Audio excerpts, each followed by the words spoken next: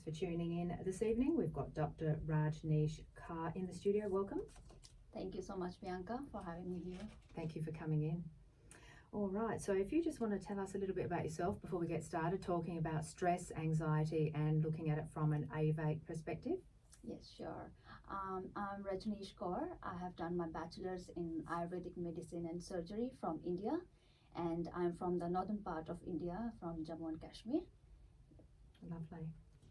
So you worked in Sydney for a little while, and then now we've got you here in Adelaide? Yes, true. Very nice. All right, let's get straight into it. Now, before we were just having a little quick discussion, and you were saying how digestion is linked with anxiety, and we have heard that a lot. It's very important what we eat, very important what we put into our body, and that can affect our mind and our mindset, and it can become a vicious cycle. So let's start off there with the digestion and anxiety and the link. Yes, because I'll start with an example. Because people, when they come to me, they come with sign and symptoms. They say they're feeling stressed, they have anxiety, but all these things, they are related to their digestion as well. So it is very important that whatever you eat, it affects your mind as well. So in Ayurveda, we say that every disease starts from indigestion, whether it is the indigestion of food in your gut or it is the indigestion of thoughts in your mind. So your gut is very much related to your mind, because I have seen people who are suffering from stress and anxiety, either they don't eat or they eat a lot. Interesting. Yeah. So they'll be eating at different timings when their gut is not ready to eat, ready to have some food, but they'll be just eating, like, which we call as emotional eating. So this is how the diseases of mind, they can affect your digestion, your metabolism, your immunity. So how does not eating enough or not eating affect the digestion and the mindset and emotions? Yeah, definitely, if you're not eating properly, it will affect your health, physically and mentally, because our body requires nutrients.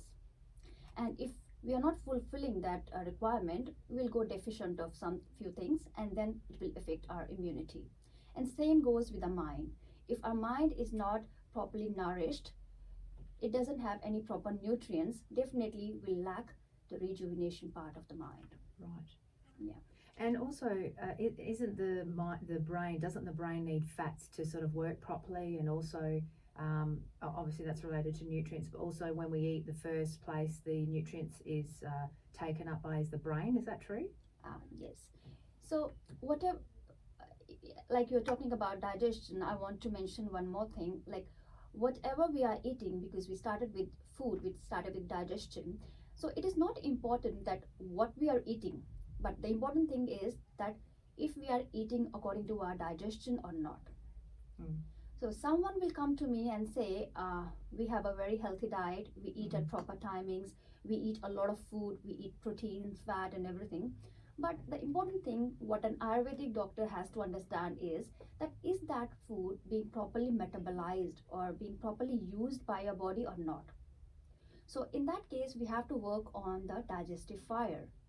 We have to improve your digestion. We see if your digestion is good or not. So we improve your digestion first. And then we give you a plan for the food, what kind of food is suitable for your digestion. That's right. And there's the 3 doshas, so it's hard to give advice here, sort of talk in our general conversation, because everyone's so different.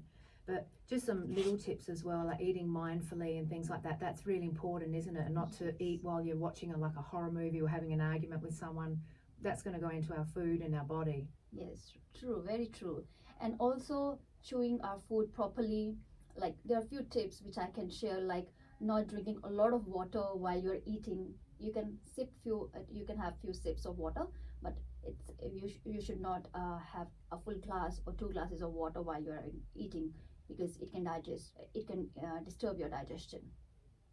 And also, when people they have low digestive fire, or when they have the signs of indigestion, so it is very important for them to start with smaller portions of food. So instead of skipping a meal, they should start with smaller portions so that their bodies are not starving, and also they're improving on their digestion as well. And what about overeating? Isn't such a great thing what's the rule, to eat till we're 70% full or something? Yes, in Ayurveda it says, like, if you divide your stomach into 4 parts, you have to fill the 3/4 of your stomach with food, and you can leave 1/4 with for digestion. So if we still want to go back for more, just hold out a bit. Yes. Okay. Sometimes that's hard. If it tastes good. Yeah, I can understand. Sometimes it's good, but should not be always. Yeah, exactly. Yeah. And what about having sweets after? You know, some people say once you've eaten your meal, stop there, but is it good for the body and mind to have a little bit of something sweet, you know, like a comforting thing, sugar, like a healthy sort of sugary, I don't know, like a warm fruit or something for dessert? Look, this is a very common question because people like having a dessert after their meals. But again, I would say it depends on your digestion, because sweet is heavy to digest. So if you're like taking a small amount of anything sweet, it's okay. But again, do not overfill your stomach with something which will not help you in any way. And what are some of the signs of indigestion? Yeah, the signs of, there can be many signs, because as we divide the indigestion into 3 doshas like Vata, Pitta and Kapha, likewise the signs, they also vary. So it can be bloating, it can be the feeling of fullness, like the food is sitting in your stomach for a while. It can be heartburn, it can be reflux, it can be brain fog. So anything can be there. Okay. And let's get back to the stress and anxiety. What are some things that people notice when they are feeling stressed? Like what's it characterized by? Yeah.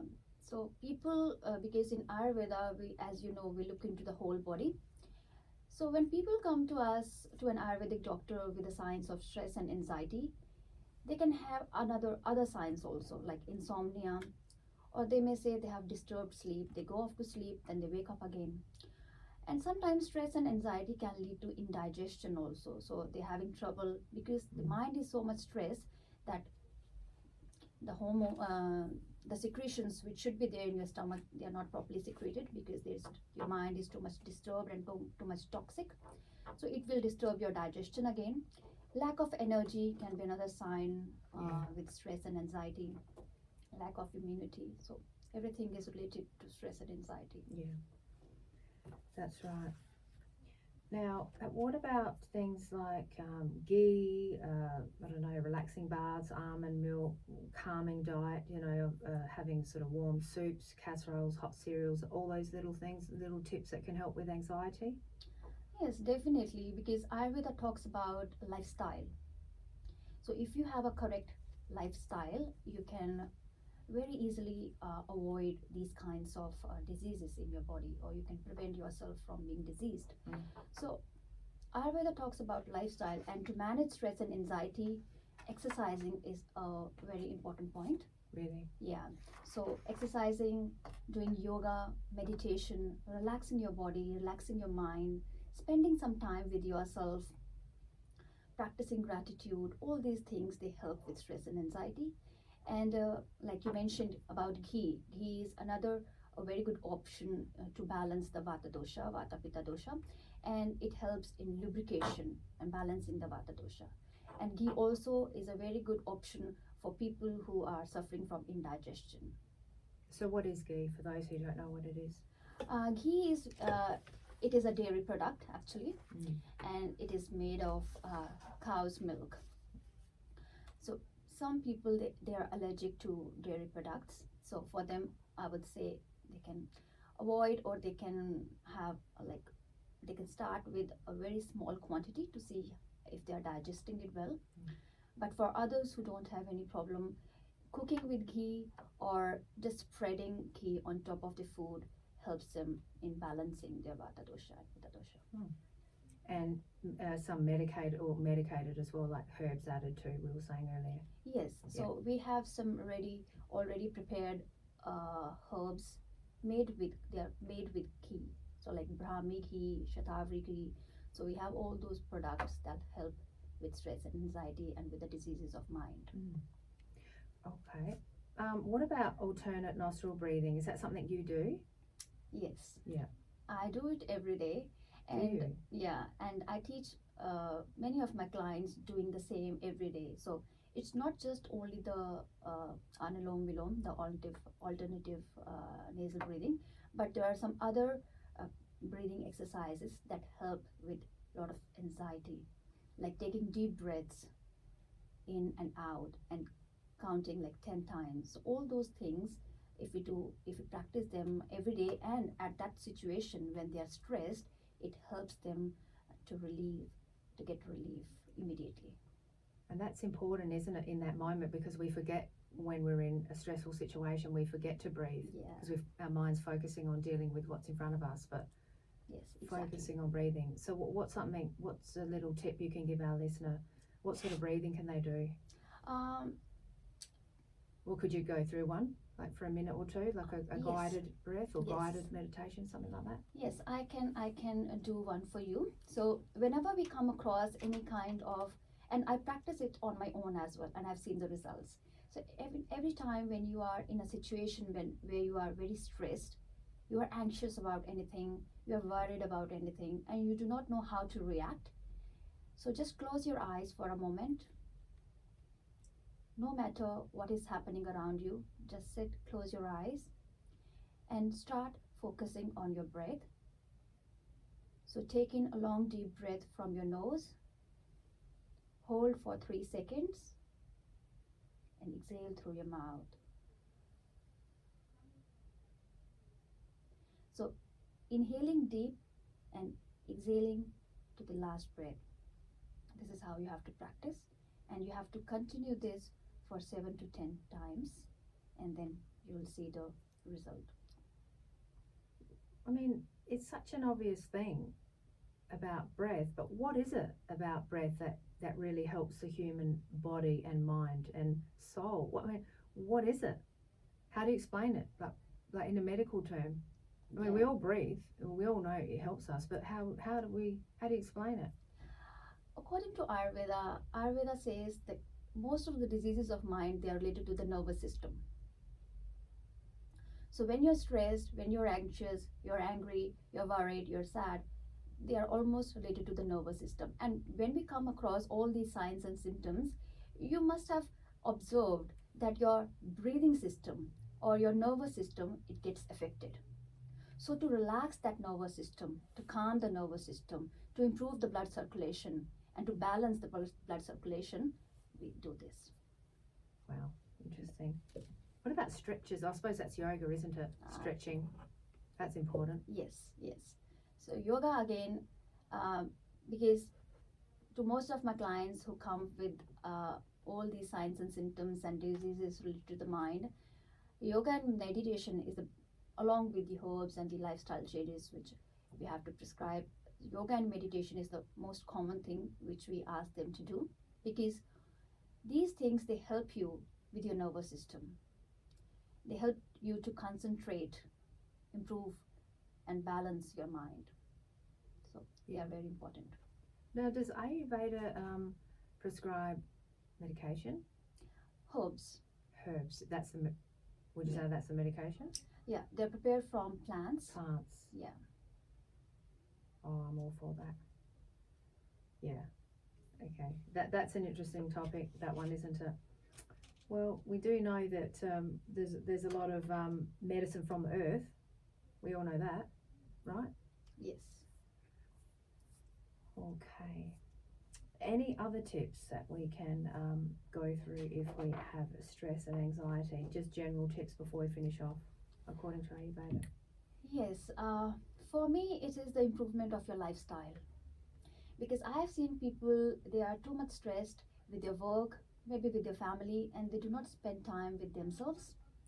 So having a proper time for everything is the best tip for them to prevent all these diseases of mind. So starting their day with some set rules, like maybe exercising or a body massage, like applying oil on their body, or doing some breath work in the morning. So starting your day with with a routine. And then throughout the day, like you should have a proper lifestyle, which means that having breakfast at proper time, having lunch at proper time, having your dinner at proper time, and then slowly preparing your body to go off to sleep. So when you say proper time, what's that? Proper time, according to Ayurveda says when sun is high in the sky, it is the best time for digestion.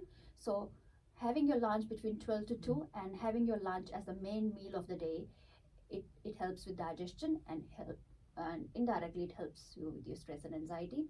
And in the end, like for dinner, like most of the people I've seen, they have a bigger dinner because they are with the family, and we understand that part. But it is important to eat healthy. They can have a healthy dinner, but the portion size should be a little less than that of the lunch, because at night our digestion is naturally slow. So if we eat a lot of food and it is not digested by our system, definitely it will affect our sleep, it will affect our body, our mind. So having lighter dinner at night, having lunch as the main meal of the day, and then a healthy breakfast. So what time, I mean, let's say people are going to bed at 9 or 10, what time should they finish eating their dinner, let's say? Again, a few hours before they go to bed? Yeah, at least 3 hours before they go to bed, so that the food is properly metabolized, and also preparing their bodies to go off to sleep. Especially like, do not use phone just before you go to sleep, or do not read anything that will more aggravate or agitate your mind. So just having some relaxing reading and preparing yourself so they can do, like I suggest to some of the people to do foot massage at night, so that they can relax themselves, so that they can relax their nervous system, or practice gratitude. They can prepare a gratitude diary in the evening just to feel happy about the day, and talking to the family. Sometimes talking to what you mean on the phone, like other family in the home, or family on the phone? Family at home, spending some time, relaxing time.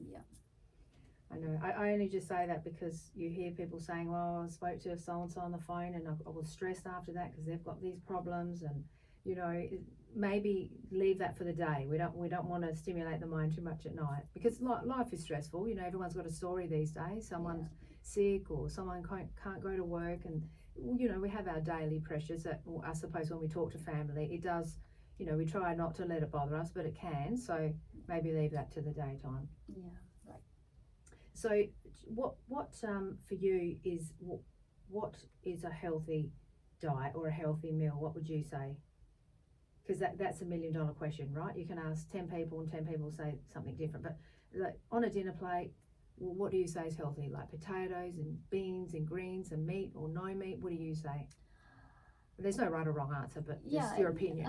Yes, definitely it won't be same for everyone. Again, it will depend on your digestion, how strong your digestion is, and how much you can eat. But generally, I think for a dinner plate or for a lunch plate, we should have few things of everything, I would say, like a small piece of protein, some veggies, some cereals. And especially at night, I suggest to most of my clients who suffer from stress and anxiety, and definitely they have problems with their digestion, so I suggest to them that at night you should have smaller piece of protein and more of the vegetables that are easily digested by your body. Okay. And what's your opinion on fruit?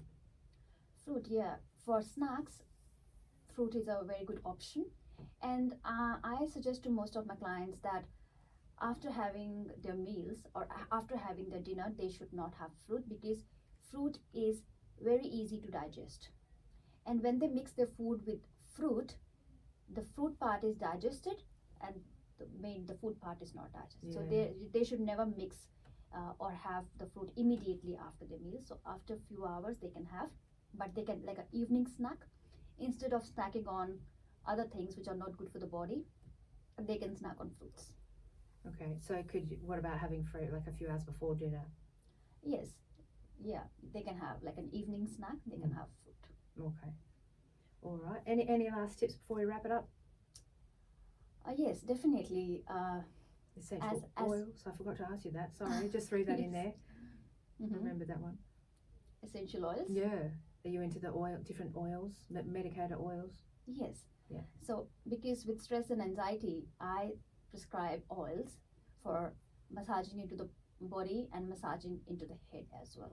Because dryness means vata dosha, and vata dosha means problems mostly related to the mind. So to nourish or to balance the vata dosha, oilation is very important. Yeah. So different oils for different doshas, I would say. So for pitta people, basically the coconut oil is good. For vata dosha is mainly the sesame oil. We can use olive oil also, and same for the kapha dosha also. More of the warming oils we have to use for kapha dosha also. Yeah. Excellent. And we can come to you for you to assess what dosha people are. You go through everything. You give a couple of consults when they book in. Is it 1 or 2 sessions? How does it work? Yeah. So when they book in for us, we start consulting, going deep into their lifestyle, what concerns they are having, what diet they are having. We look into the pulse. We see their tongue. So with pulse, we can diagnose which dosha and what imbalances they have. And with tongue, we diagnose how is their digestion, how the organs are working. So tongue diagnosis is another thing in Ayurveda that we do. And then we look into everything and we assess. We make a diagnosis that what is going wrong, and then we start correcting those things. Maybe that can be your lifestyle, that can be something related to the food, that can be anything. So we work on the lifestyle, we work on the food part, and if needed, we start with some herbs as well. So what's a tongue meant to look like? Like red and... A healthy tongue is like moist and pink. Pink. Yes. Yeah, that makes... Yeah, Yeah, not but white and furry. No. So people who have dry, cracked tongues, very red tongue, yellow coating, white coating, all those are the signs of toxicity in the body. What was the other thing you said you look at? Oh, the pulse. Yeah. So can you... That's interesting. Can you explain that in like a few minutes or not? Yeah. So the pulse that we check, it's not the radial pulse or the, we call it in medical language. It is the doshas that we check. So through the pulse, we can see vata, pitta, and kapha dosha, how they are running in your body. Are they running smoothly? Are they balanced in your body, or there is an imbalance? And then we come to a conclusion that which dosha is out of balance in your body, and that dosha is causing the problem. So we start working on that dosha, balancing that dosha, and once that dosha is balanced, you get rid of the signs and symptoms and the disease. So, I mean, when we listen to a pulse, it's boom, boom, boom, but do you hear like the rhythm in between or something? Like, do you listen to what's happening between the spaces? Actually, it is like with the fingers. Yeah. With the ring finger, with the first finger, we see the vata dosha. With the middle finger, we see the pitta dosha, and with the third finger, ring finger, we see the kapha dosha.